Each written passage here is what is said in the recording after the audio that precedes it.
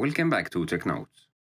If streaming apps on your LG TV look blurry, buffer randomly, or just don't feel consistent, this video is for you. Because most of the time the problem isn't the TV and it's not always the app either. Let's break down what actually affects streaming quality and how to fix it step by step. Alright, let's start with something everyone uses: YouTube.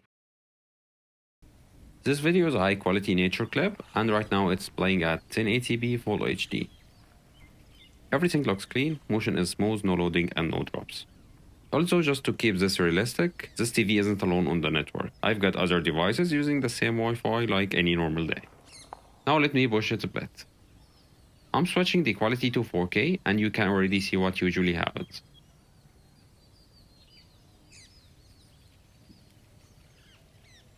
It pauses for a moment, loads, then continues. That does not mean anything is broken, it just means the connection is being tested. Now I'll put it back to auto, which is what most people use.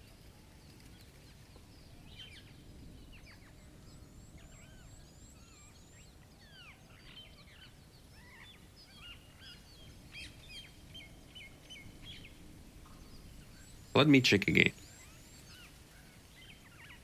YouTube already dropped that to 720p. That's the app adjusting the quality on its own so the video keeps playing smoothly instead of buffering. And this right here is the important part. Inside YouTube, and honestly inside most streaming apps, this is pretty much all the control you get. You can raise the quality, lower it, or leave it on auto, but the real fixes don't live inside the app. Streaming quality usually comes down to three things. First, the source itself. How good the stream is, how busy the surface is, and how much bitrate they are sending.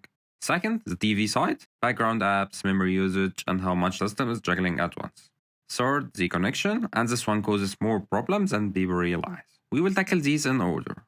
Before touching the network, let's clean up the TV itself. From the home screen, press the back button on your remote. This shows the apps still running in the background. Apps don't fully close on their own, they stay active. So it's just better to close all to free some memory.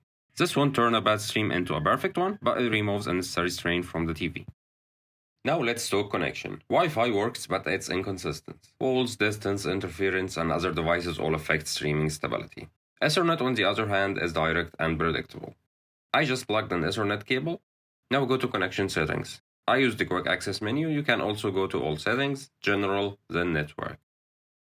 Let's toggle Wi-Fi off.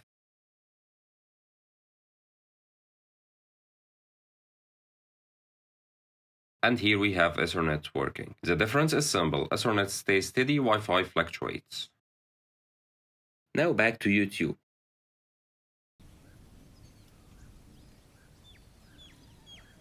Yes, everything is just fine because we are still on auto. So let's switch to 4K.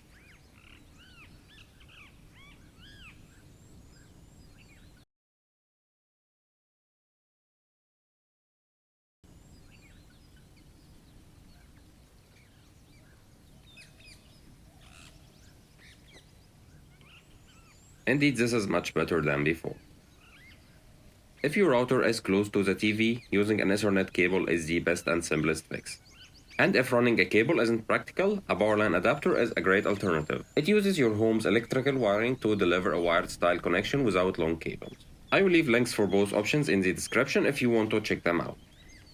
Alright, now let's move to the advanced part. This is where most streaming problems are actually fixed. First, we need to access the router itself. On any phone or PC connected to your Wi-Fi, open a browser and type 192.168.1.1 in the address bar. Some routers use slightly different addresses, so I will show a few common ones on screen. Just try the one that works for you. Once the login page opens, you will need the router username and password. If you have never changed them, they are usually printed on a sticker on the back or bottom of your router. Now that we are inside, head to local network from the top menu. Then go to WLAN from the left-hand navigation. Wi-Fi band setup. First, I'm turning 2.4 GHz off and making sure 5 GHz is on. 2.4 GHz is slower and more crowded. It's fine for smart bulbs and all devices. But for streaming, 5 GHz is what you want. In the global configuration section, set channel to auto. Set bandwidth to 80 MHz or 160 if your router supports it. This gives the TV more room to breathe when pulling high bitrate video. SSID configuration. Now let's clean up the Wi-Fi networks. I'm turning SSID 1 and SSID 2 off and applying the changes.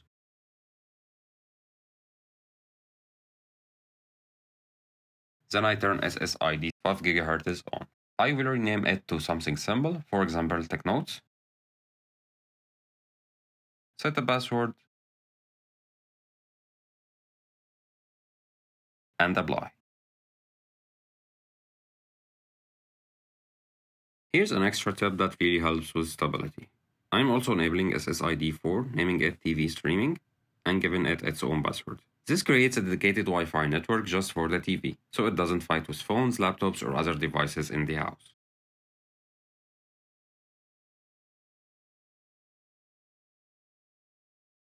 Finally, I go to Wi-Fi band steering and turn it on, then hit apply. This lets the router automatically keep devices on the best band instead of bouncing around. Once this is done, reconnect your TV to the 5 GHz network or the dedicated TV network and you are set. This alone fixes buffering and quality drops for a lot of people. One thing to be clear about, some streaming apps limit quality on their end. During peak hours, quality can drop, some content escaped regardless of your connection. If the app sends less data, the TV cannot invent detail that isn't there. So once your TV and network are clean and stable, any remaining issues are usually app side. So the takeaway is simple. Streaming quality isn't about settings, it's about the chain. Clean up the TV, stabilize the connection, and make sure the router isn't holding things back. When the signal going into the TV is solid, the picture just settles and you stop chasing fixes. That's when streaming actually starts to feel the way it should. If this helped, drop a like and subscribe to TechNotes for more LG TV tips. Thanks for watching, see you on the next one.